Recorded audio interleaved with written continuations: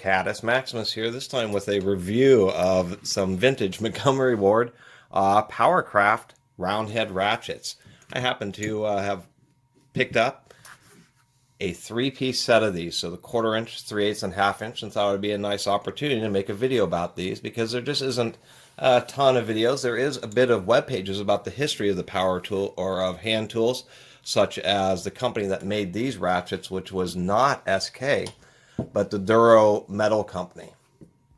And so a lot of these are found at used garage sales, estate sales, thrift stores, etc., just like other brands such as Industro. And I bring up Industro because the Duro and Durochrome tool company and Industro oftentimes teamed up or were suppliers of basically what we find as the O'Reillys and the AutoZones and the Napas of today. And that's kind of the point of the review, is also to bring up, the kind of the old is the new. Speaking of all these high tooth count pair head ratchets, I have one of the 90 tooth icons here. Is that whole deal with the tooth counts and smaller heads and compactness has been going on for probably a century. Durochrome waited until SK's patent went out on their famous roundhead ratchet, SK's who invented the roundhead ratchet, and then did a couple of modifications, and then we're actually able to get granted a newer patent. We can even see on these the patent number starts with a 26 to 268, or on the SK this is a 223. And this is a newer one. The older SKs use a diamond logo, and that would be an SK Wayne. Anyway, these are beautiful ratchets. These are known as the Powr-Kraft 100 series, and it's actually surprisingly hard to find a lot of information because these were the more expensive of the Montgomery Ward house brand. Montgomery Ward was just like Sears was, a competition to Sears, and Sears actually managed to run them out of business. And they had the same type of setup that Sears did, where they had just contacted a variety of tool manufacturers and got contract tools, and then these were among the more premium brand. We can see on the 1/4 inch it was a little too thin on the head, so they had to put the Powr-Kraft 100. So if you ever see these and they're a reasonable price, definitely pick them up. I thought what was interesting about this set is we can tell a little bit about their history. We can see that the 1/2 inch drive has really seen quite a bit of use, quite a bit of dings. The 3/8 is a little bit less use, a little bit less wear on the sides of the head. Quite a bit of wear right there. That's from riding around in the toolbox. And then the little 1/4 inch is like practically brand new. Whoever had these never used them. They do say keep clean and oil, as you should always do with ratchets. And these are real greasy. Grease is coming out of these. I don't know if that's just oil that's gotten into them from working or if the person actually serviced them. I would assume that they serviced them. And of course, ratchets will truly last you a lifetime if you don't stand on them. You're getting something decent to begin with. So the big deal about these ratchets over the SKs and how they got a new patent and how they were selling them is they are slightly more compact, as we can see there from the top switch. It is just a little bit shorter. And if we look at the head diameter, it's about the same. But the deal was it was a little bit shorter and more compact of a ratchet. And even unlike the SK, we still have the holes in the handle of the ratchet so you can hang it. Kind of miss that sometimes. These can also be handy if you're ever working up on a ladder or something and you have a ratchet. Now you can put a string through there and have a lanyard on it so you can't physically drop the tool. And the ball detents on these, I would say, are near snap-on. I mean, these are really, really stiff detents. And I've grown to like stiff detents. It's just nice to have the socket really properly retained. And so besides just the compact nature, it's of course the tooth count. The SKs were great, but they were our coarse.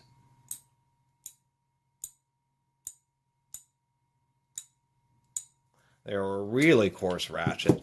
And I'm not sure about the tooth count of this Powr-Kraft, but it is certainly a finer tooth ratchet.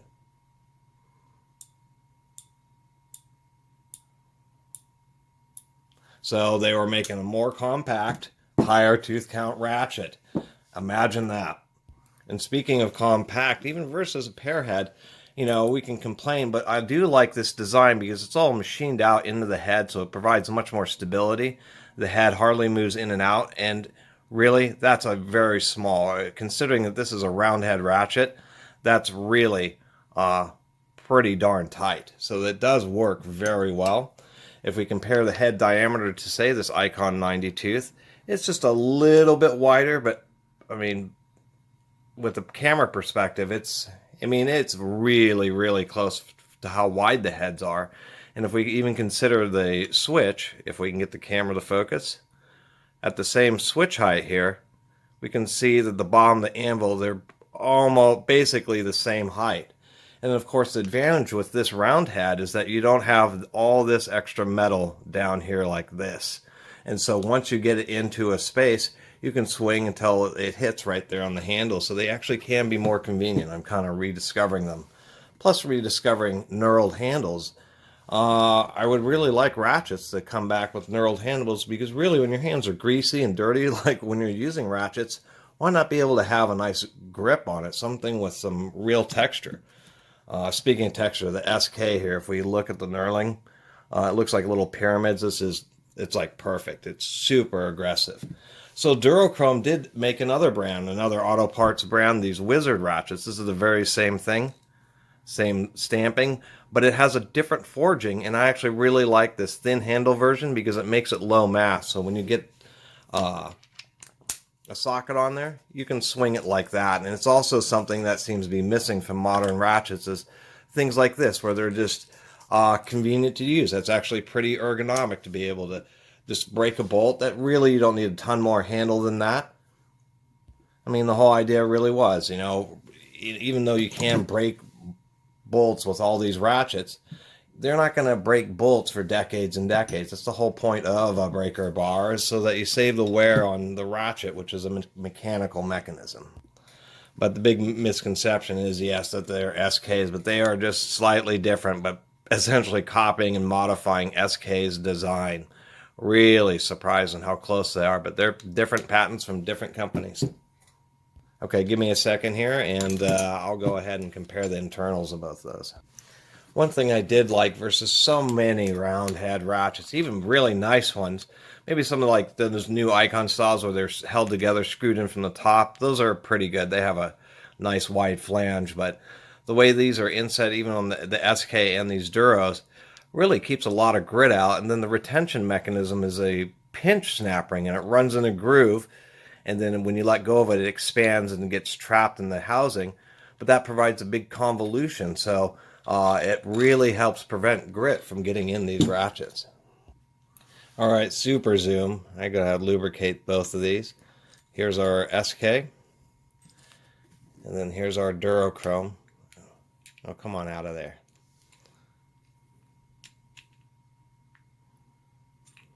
Wow, that's really kind of in there. Let me get these reverse levers out, or nice little cast pieces there.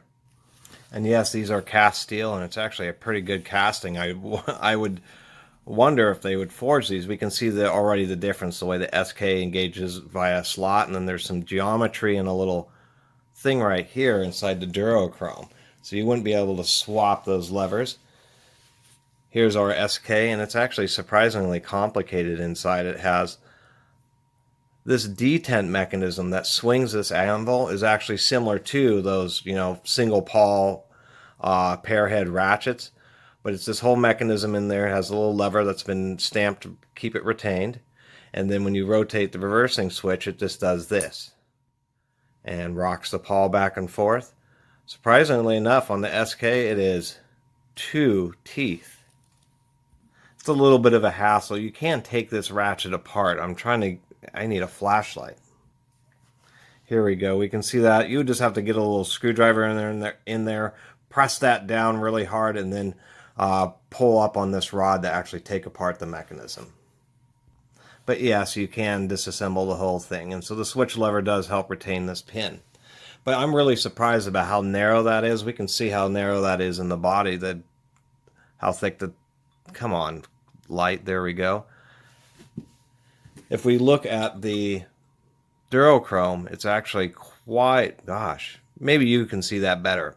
but it's much wider than it is. The SK is obviously coarser, deeper cut teeth, and we have slightly finer but much wider teeth on the Durochrome. Both these ratchets may very well be of similar strength, although the housing is a little thicker on the SK. And then, of course, the Durochrome's reversing mechanism is quite interesting. Alright, so this is a little bit of tool nerd stuff. This video is getting long in the tooth, but we can see here how much wider the Durochrome paw is compared to the SK, and the Durochrome is 3 teeth instead of 2 teeth. And we can just see the elegance in the design. If we compare the sizing, they're basically the same height, but this recesses into the switch. The geometry in here, and so this would be a note whenever you take it apart, is that center lug actually engages right in between there. And this is basically prowess of manufacturing. This is a coarser system. They have a round rod that they can machine a little lug on. They have the stamped piece of sheet metal that they can stamp down, drill a hole. This is a stamped, and then whatever the operation is to slice the teeth, that's a stamped piece of steel there. This piece of steel just doesn't have the edge rounding. It's much sharper, and then it's actually floating. So this is a little cam with some kind of tooth that goes in there. And I don't want that ball bearing to shoot out. That is a pretty darn rigid ball bearing. And I don't know how I'm going to get... I guess I could take it apart in a rag, but getting that thing back together is probably real exciting. But a really nice reverse mechanism there. Really solid. And the prowess of that manufacturing, that is a really nice piece of steel with some really fine geometry. They must have forged that. And just to finish nerding out, the real elegance here is the fact over the SK, what they've managed to do is delete this lever arm and the pin entirely. Those two pieces were eliminated in this design because the center pin that holds the paw is also the reverse lever and the ball detent. Or I should say the ball detent's on the body, but it directly acts against the piece that is also acting as the center pin. So it really is better engineering and actually some better manufacturing. And we can see the SK is like traditional. I mean, there's your machining marks in there, but this Durochrome from the 70s is actually a really nice piece. And I was just realizing it's even more impressive than that. I was having trouble getting this together. You have to press on the paw. But I realized that little hole in the cap, there's a little rod that's pushing out, or a machined area on the top of this, so that the reverse lever actually stays physically centered to the ratcheting body. That's pretty impressive. And then additionally, there's actually a second ball detent down there running off the same spring that's working the actual paw. And that's what this raised up area is just to give some good definition and holding for the actual reverse knob itself. And explains why I've never really had issues with these or that old Wizard reversing themselves. Because in order to do so, it has to work against both that ball bearing and this right here. Pretty nice. Sorry about that cut. So anyway, thanks for going on a little vintage tool journey with me.